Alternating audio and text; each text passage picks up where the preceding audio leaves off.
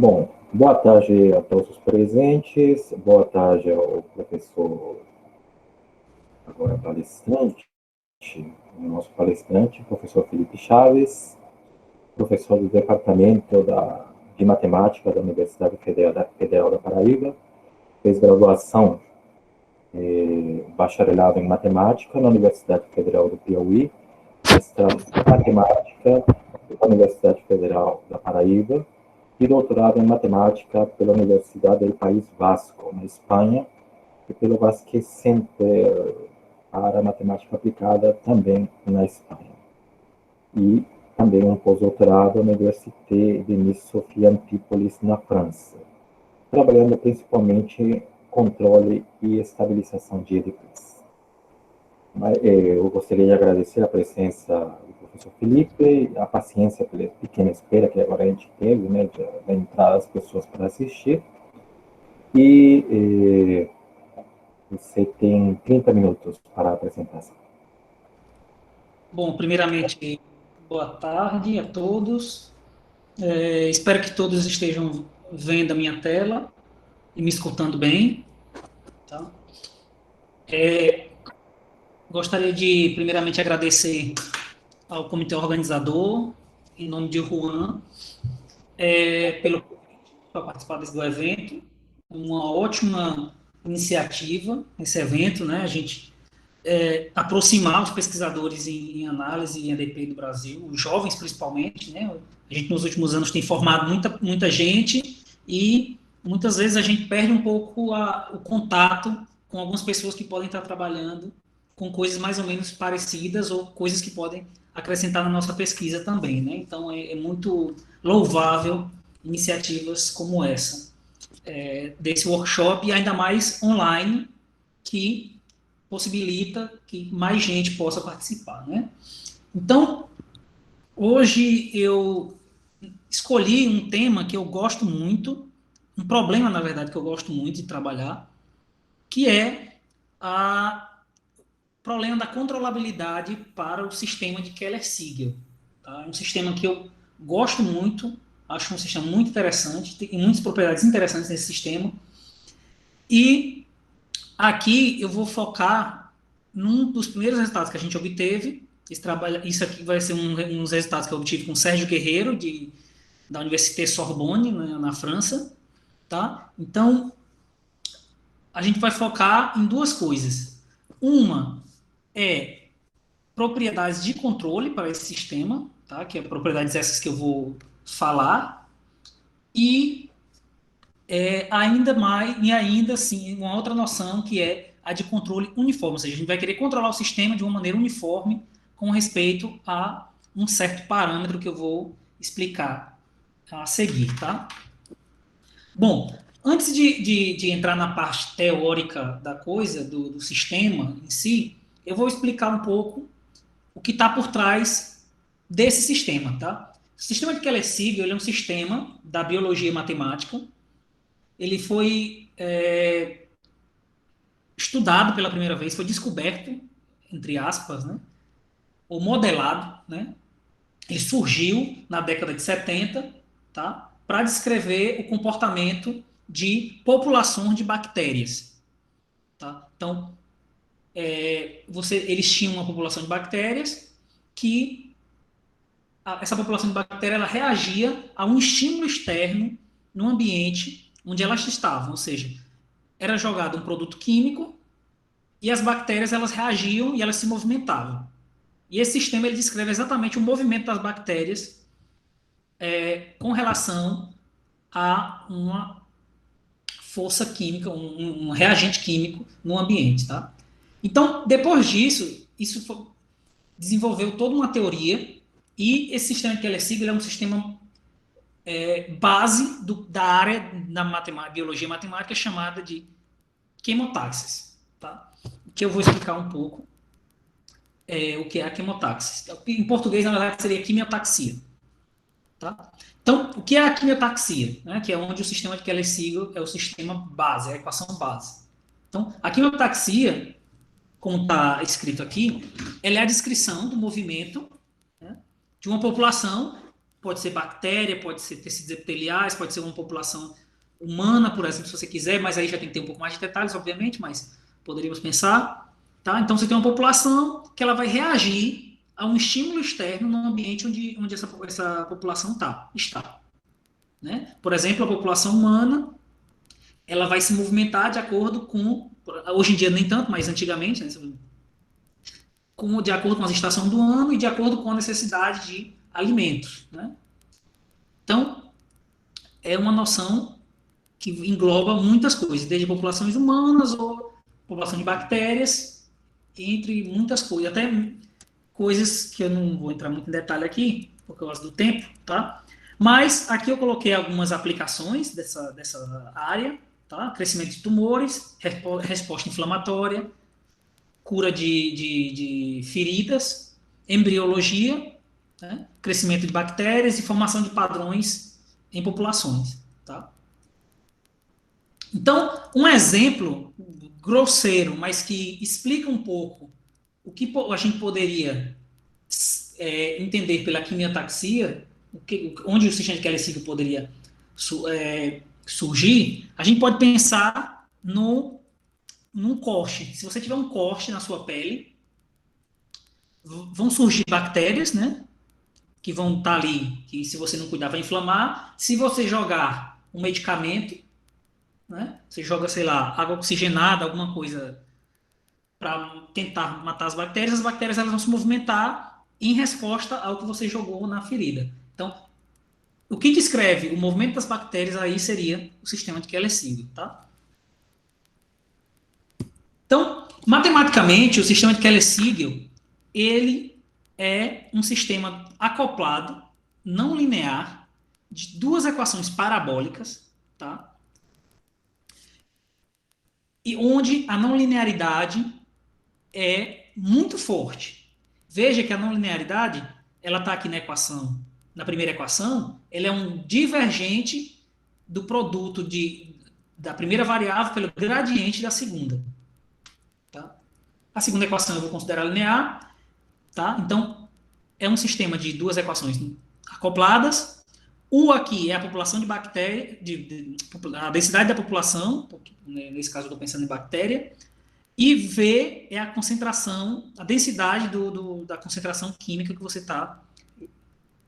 tem ou está jogando no ambiente. Tá? Esse epsilon aqui eu vou entrar um pouco mais em detalhes a posteriori, mas ele vai ser o parâmetro que a gente vai querer analisar a controlabilidade do sistema uniforme com respeito a ele. Tá? E eu vou explicar por que esse parâmetro é importante. Tá? Então a gente vai colocar condições de Neumann. Tá? Então você não tem, né, troca aí na fronteira, né, basicamente. E aqui eu vou considerar que eu vou estar trabalhando em dimensão 2 e 3. Tá? Dimensão 2 e 3, porque é onde o sistema tem sentido físico, mas a gente poderia também considerar dimensões superiores, mas ia ter que adaptar um pouco os espaços onde a gente vai trabalhar. Então, para evitar a tecnicalidade, a gente considera dimensão 2 ou 3. Tá? Então, resumindo, o sistema de Kelly-Sigel é um sistema de duas equações, um sistema não linear, acoplado, tá? E que representa o movimento de uma população em estímulo a um estímulo no ambiente. Tá? Bom, então eu falei que eu ia explicar um pouco por que esse parâmetro epsilon aqui era importante. Né? Então, deixa eu explicar um pouco por que esse parâmetro epsilon é extremamente importante em aplicações realistas. Tá? Porque o que acontece é que em aplicações, quando os biomatemáticos vão usar esse sistema para modelar alguma coisa, eles inicialmente tentam o sistema parabólico de Kelly-Sigel, só que ele é muito difícil de ser implementado. Tá? Ele é um sistema muito complicado de ser implementado devido às propriedades intrínsecas dele. Ele tem umas propriedades intrínsecas bem complicadas e que fazem com que o sistema seja muito difícil de implementar na prática. Então, o que o pessoal faz, eles aproximam o sistema por um sistema parabólico elíptico. Tá? que eu vou chamar aqui de sistema parabólico elíptico de Keller-Seeger. Tá? Então, veja que é o mesmo sistema, só tomando aqui epsilon igual a zero. Então, claramente, esse sistema é muito mais fácil de ser implementado. Muito mais fácil, mas ainda assim complicado. Por quê? Porque aqui eu poderia resolver, né? Eu posso resolver a equação elíptica e eu escrevo V como um operador integral, singular, mas um operador integral de U. Aí eu pego esse operador integral, que seria a função de, escrevo em termos da função de Green, se você quiser, e jogo aqui na primeira equação. Então eu teria uma equação não local. Tá? Então eu teria uma equação não linear, não local. Ou seja, ainda assim é uma equação complicada, mas é bem mais simples ainda que o sistema parabólico. Tá? Então, nossa motivação para estudar esse problema foi exatamente essa. Ou seja, a gente tem um sistema que é bem difícil de implementar, ele é aproximado por um sistema que é um pouco mais simples de ser estudado. Então, a pergunta que surge é, bom, se você tem uma família de sistemas que aproximam uma dada equação, é verdade que as propriedades de controle também podem ser transmitidas da família para a equação limite? Tá? Então, é essa a pergunta que a gente vai querer trabalhar. Ou seja, como passar, ou na verdade, se é possível obter controles para a equação de Keller-Seeger. Eu ainda não entrei no problema de controle, mas a gente vai já definir mais precisamente. Mas eu quero, para cada epsilon, sabendo que eu posso controlar esse sistema, é verdade que eu posso, no limite, obter propriedades de controle para o sistema mais simples? Ou seja, as propriedades de controle podem ser passadas de maneira uniforme pelo procedimento de aproximação que é feito na prática em problemas físicos? Bom, e é isso que a gente quer fazer. Então, para estudar, como eu falei antes, o sistema de Keller-Seeger tem umas propriedades intrínsecas bem complicadas. Então, para estudar o problema de controle, a gente vai ter que levar algumas delas em consideração. Não todas, mas algumas vão ter que ser levadas, tá? Então, eu vou voltar para isso também. Então, uma primeira coisa que a gente tem que perceber é que o sistema de Keller-Seeger ele preserva a massa. Ou seja, a massa é preservada, ou seja, você não está, a população, ela está sendo preservada em cada instante de tempo. Tá? Isso é uma coisa que você tem que usar, porque é uma propriedade física da equação. Tá? Então, uma outra propriedade interessante do sistema de Keller-Seeger é que, em muitos casos, a solução tem blow-up em tempo finito. Ou seja, existem, a partir de um certo momento, existe um threshold que se conhece para os dados iniciais, que fora daquele threshold, a solução tem blow-up em tempo finito. Tá? Ou seja, fisicamente você pode pensar que você tem uma ferida e blow-up aqui seria a sua ferida criar um aqueloide. Tá? Então, o sistema de Keller-Seeger ele tem essa propriedade. Ele modela, ele tem blow-up em tempo finito.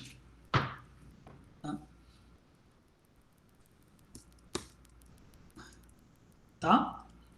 Então, aqui resumindo o que eu falei, né? Vai ter blow-up em tempo finito e, na verdade, eu não falei, mas soluções regulares elas vão existir para dados pequenos. Ou seja, se você tem dados pequenos, a solução vai ser suficientemente regular e global. Mas tem um threshold que, a partir dali, vai existir sempre blow-up. Então, deixa eu voltar para o problema de controle. Tá? Então, agora eu quero estudar o seguinte problema de controle. Eu tenho um sistema de Keller-Seeger, que é o sistema 5 aqui, né? É o mesmo sistema de antes, só que agora eu estou colocando um controle aqui na equação da concentração química. Tá? Então, eu estou controlando a variável química do problema. Obviamente, você não vai poder controlar a população de bactéria, mas você vai controlar diretamente, né? Obviamente. Mas eu posso controlar o reagente químico que está no ambiente. Eu posso tentar controlar, na verdade, né? Eu posso tentar impor forças ou tentar impor de alguma maneira um controle, né, na componente química. Mudando, por exemplo, o pH, eu posso mudar a quantidade, eu posso mudar várias coisas, mudar a concentração. Então, existem várias maneiras que eu posso atuar na componente química. Então, é possível. Então, fisicamente, é razoável esperar que você possa aplicar um controle na equação da componente química. Então, nosso objetivo, como eu disse, o primeiro objetivo, eu falei que tinha dois objetivos, que era controlar e o segundo era controlar de maneira uniforme. Controlar eu quero evitar o blow-up. Eu sei que o sistema tem blow-up em tempo finito para dados grandes, então o que eu quero fazer é possível evitar o blow-up? E se sim, é possível evitar o blow-up de maneira uniforme com respeito a epsilon, de forma que, quando você faça epsilon tender a zero, você obtenha a controlabilidade do sistema de Keller-Sigma parabólico elíptico. Tá? Então, em outras palavras, o que você está tentando fazer é tentar evitar a queloide no seu corte, no seu braço, por exemplo. Você tem seu braço, se você não fizer nada, dependendo do corte, que aí já seriam os dados iniciais, obviamente, vai desenvolver queloide. Então, eu quero atuar de forma a evitar a queloide. E aí, eu quero adicionar uma propriedade matemática, que é eu quero controlar isso aí de maneira uniforme, com respeito ao parâmetro epsilon aqui. Tá? Então, de maneira mais precisa, o que a gente quer fazer é o seguinte. A gente vai pegar uma solução, tá?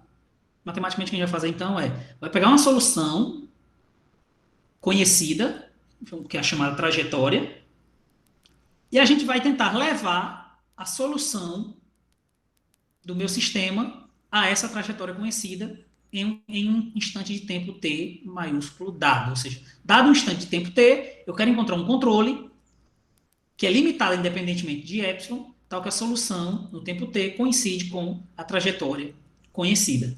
Tá? E o controle vai estar aplicado numa partezinha do meu domínio. Tá? Eu não falei, mas isso é extremamente importante porque eu quero atuar na menor região possível. Eu não quero, por exemplo, atuar em toda a ferida, por exemplo. Eu quero botar só, por exemplo, uma gotinha do meu produto, do meu remédio, e com isso eu queria controlar o que acontece com a ferida. Né? Eu não quero ter que jogar muito medicamento, por exemplo, na ferida toda. O ideal seria se eu pudesse jogar uma gotinha em uma parte da ferida e se isso já curasse a minha ferida toda. Né? Então a gente vai tentar controlar de uma regiãozinha dentro do meu domínio. Tá? Então, eu quero apresentar um controle que leve minha solução a uma trajetória conhecida. Né? Então, o sistema é não linear. Né? Então, se eu puder controlar com controles independentemente de epsilon, então eu vou poder passar o limite e obter a controlabilidade do sistema parabólico elíptico de Keller-Sigma. Tá? Então, esse foi o resultado que a gente provou. Tá? Então, deixa eu falar algumas palavras sobre ele. Então, o que a gente fez foi basicamente o seguinte. A gente provou que é possível evitar o blow-up, ou seja, você pode começar com um dado grande o quanto for. Tá? Se os dados iniciais estiverem próximos de uma trajetória constante dada, ou seja, se existe uma trajetória constante do sistema, tal que os seus dados iniciais estão próximos dessa trajetória constante, suficientemente próximo, Então, você consegue encontrar um controle que está limitado, independentemente de epsilon, tal que a solução no tempo t coincide com a sua trajetória.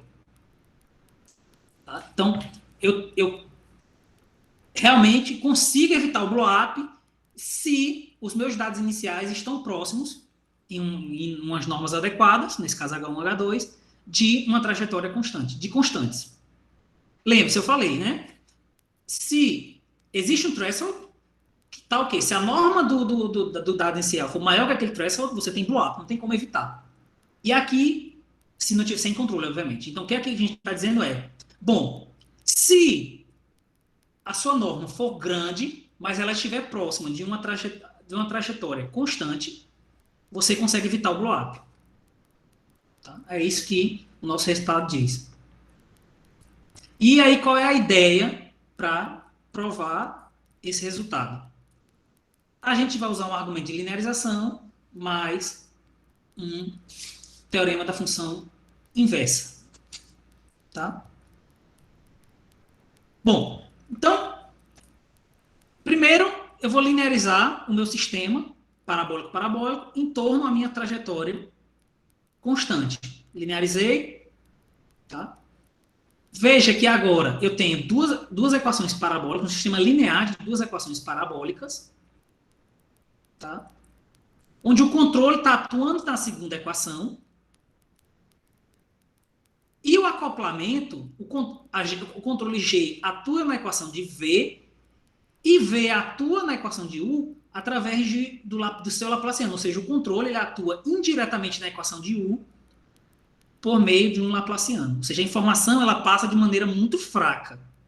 E isso traz consequências na hora de estudar o problema de controle, mesmo para esse sistema linear. Ou seja, é bem difícil estudar a controlabilidade desse sistema linear porque a informação está sendo transmitida através de um Laplaciano.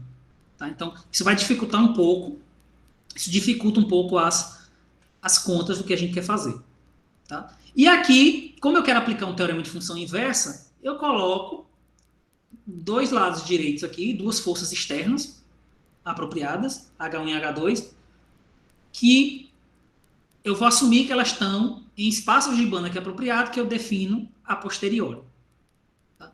Então, primeiro a gente vai estudar, provar a controlabilidade, um resultado de controlabilidade local, ou resultado de controlabilidade global nula para esse sistema linear, independentemente de epsilon. E esse é o resultado. Tá? Basicamente, o resultado diz: se as suas forças externas, H1 e H2, têm bom decaimento exponencial, e o seu lado direito é compatível, o que é ser compatível? Ele satisfaz as condições de compatibilidade para ter existência de solução do problema. Tá? A CH1H2 é porque a gente quer regularidade. E essas outras duas condições aqui é a condição de compatibilidade para ter existência de solução do problema. Então, se eu tenho lados direitos com bom decaimento e os estados iniciais com condição de compatibilidade, então eu consigo um controle, consigo uma família de controles, na verdade, que para cada epsilon, independente de epsilon, tal que a solução do problema linear vale zero no tempo t. Ou seja, eu controlo esse sistema linear aqui a zero, independentemente de epsilon, ou seja, com controles limitados, independentemente de epsilon. Tá? Então, como eu faço isso? Bom, eu vou usar desigualdade de Kählermann. Tá? Então, a gente sabe que controlabilidade nula para um sistema linear é equivalente a uma desigualdade de observabilidade para o seu sistema adjunto. Então, o sistema adjunto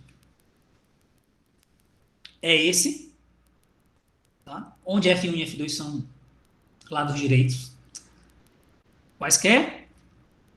E a gente prova a seguinte desigualdade de Kählermann para esse sistema 12. Tá? Então, veja aqui tem uma sutileza que ela não é uma desigualdade de Kählermann estándar no seguinte sentido. A gente consegue recuperar QC global por uma estimativa de QC local, mais integrais de F1 e F2, mas a φ, a gente não consegue recuperar toda a φ. a gente só consegue recuperar a φ a menos da sua média. Ou seja, aqui sim eu consigo recuperar ela toda global por medições em pequeno ômega, mas a φ eu só consigo recuperar ela menos a sua média. Tá? Ou seja, eu consigo recuperar a φ a menos de média e consigo recuperar a Xi toda, isso através de medições locais de Xi. Tá? Então, eu vou só rapidamente falar como é a prova. É bem complicado, essa prova é longa, é muito longa, mas basicamente o que você faz é, você aplica uma desigualdade de Kahneman, você obtém uma desigualdade de Kahneman para o Laplaciano de φ, usando essa primeira equação, tá? Usando a primeira equação, a equação de φ, você faz uma desigualdade para o Laplaciano de φ, mas não é, isso aqui é importante falar, que não é só chegar na equação, aplicar o Laplaciano e aplicar as desigualdades de Kahneman usuais. Não, isso não vai funcionar aqui, você tem que fazer de uma maneira adequada. Então, para isso, você tem que decompor a equação em duas partes, numa parte regular e numa parte pouco regular, e aplicar o Laplaciano na parte regular, e depois trabalhar um pouco mais. Tá? Mas você obtém uma desigualdade de Kahneman para o Laplaciano. Depois você obtém uma desigualdade de Kahneman clássica para Xi, tá? Só que aqui você tem que ter cuidado que a sua desigualdade de Kahneman que você vai obter para Xi, ela não pode depender do parâmetro aqui, epsilon, tá? Que isso eu não falei, mas veja que na desigualdade de Kahneman, o epsilon ele não aparece em nenhum momento. A constante C ela não depende de epsilon. Tá? Isso que vai ser importante para o controle não depender de epsilon. Para o controle ser limitado independentemente de epsilon. Tá?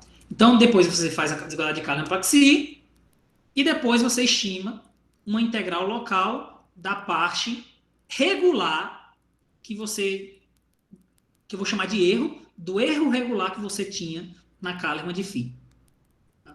Kahneman de φ ele gera um erro, que é regular, e aí na terceira etapa você estima esse erro, o Laplaciano desse erro. Tá? E isso lhe permite provar a desigualdade uniforme de Kahneman. Tá? Então, a desigualdade é uniforme, a constante não depende de epsilon, mas você só consegue recuperar φ menos a sua média.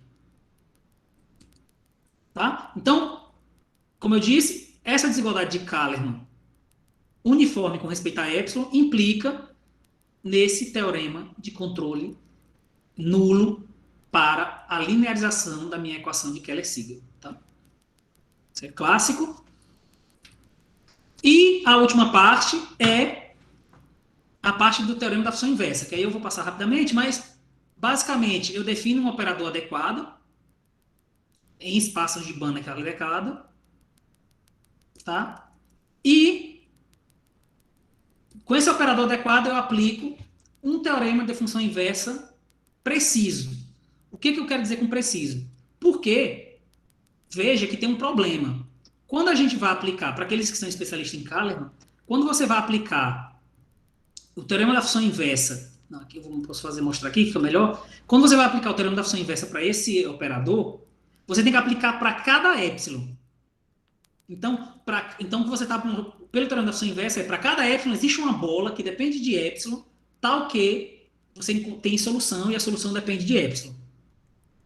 Né? Então, você precisa de um resultado que lhe garanta que essas bolinhas, para cada epsilon, a bolinha que você obtém, quando o epsilon vai para zero, essa bolinha ela não degenera. Tá? E aí, você consegue fazer isso através de estimativas precisas no teorema da função inversa. Então, basicamente, o que você tem que fazer é, você tem que ir lá no teorema de Lusternik e refazer a prova do teorema. Ou seja, vai no teorema de Lusternik, refaz a prova, e você vê, nesse caso, que a constante da bola que você obtém no teorema de Lusternik depende somente, não somente, mas depende, em particular, com respeito a epsilon, somente da constante C aqui da desigualdade de Kahneman. E como essa constante C da desigualdade de Kahneman não depende de epsilon, a bolinha que você obtém no teorema de Lusternik é independente de epsilon. Tá? Então, isso lhe permite provar o resultado uniforme. Então, a desigualdade de Kahneman uniforme, ou seja, a constante de observabilidade independente de epsilon, implica que você pode refazer a prova do teorema de Lusternik para obter o resultado local de controlabilidade para o teu sistema não linear de Keller-Siegel, que eu não vou entrar no detalhe, porque são detalhes técnicos, mas eu só vou terminar a minha palestra com as conclusões, que é que, nessa palestra, então, como eu falei, a gente consegue, com as técnicas que a gente desenvolveu, a gente consegue evitar o blow-up para a equação de Keller-Siegel e consegue fazer isso de maneira uniforme. Tá? E um problema em aberto, que a gente não sabe fazer, que isso, na verdade, é um problema que já está mais além do que a teoria da equação de Keller-Siegel, isso é um problema de teoria do controle em si, que é a controlabilidade de duas equações parabólicas quando os termos de acoplamento não comutam. Tá? Então, que aqui, nesse caso de Keller-Siegel, se traduz em a gente controlou o sistema não linear em torno de uma solução constante. O que acontece se você tenta controlar em termos de uma solução não constante? Esse é um problema em aberto. Tá? E outros sistemas relacionados, que existe na literatura também, você pode estudar o sistema de Keller-Siegel acoplado com o sistema de Stokes, ou Navier-Stokes, se você quiser. Que é, você tem agora uma população de bactéria que está se movimentando dentro de um fluido. Então, você pode pensar na bactéria se movimentando nas suas veias, por exemplo. Então, para esse sistema aqui, a gente também tem resultados, não são parecidos aos que a gente obteve aqui para o Keller-Siegel, e também tem vários problemas em aberto para esse sistema 21. Outro sistema para o qual, esse sim, não existe nenhum resultado conhecido de controlabilidade, é o sistema de Keller-Siegel com duas espécies, ou seja, agora você tem duas espécies de bactérias e uma componente química dentro do ambiente. Agora você quer controlar as duas populações. O que acontece? Esse problema também está em aberto, tá? E aqui tem algumas referências e eu acabo aqui a minha palestra. Tá certo? Muito obrigado. Bom, obrigado pela palestra e agora a sessão de perguntas. Quem quiser fazer alguma pergunta.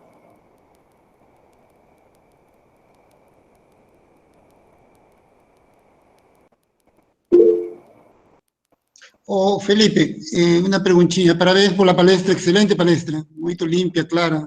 Parabéns, parabéns. Uma curiosidade, você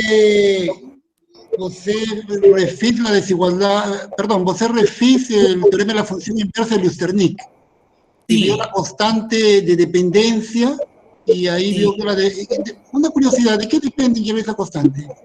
Essa constante, ela depende essencialmente do custo. Ela só depende de duas coisas. Ela depende do custo da controlabilidade e da norma desse operador linear aqui.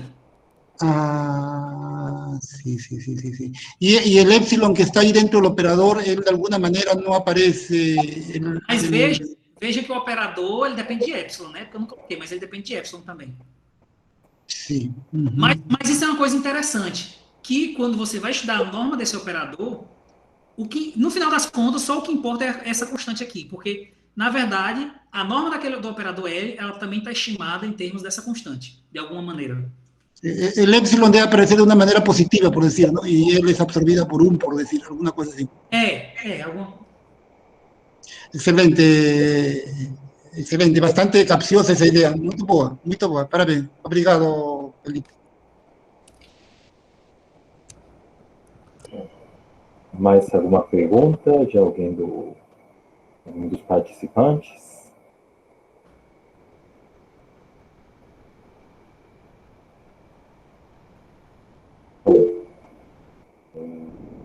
Acho que não temos mais perguntas.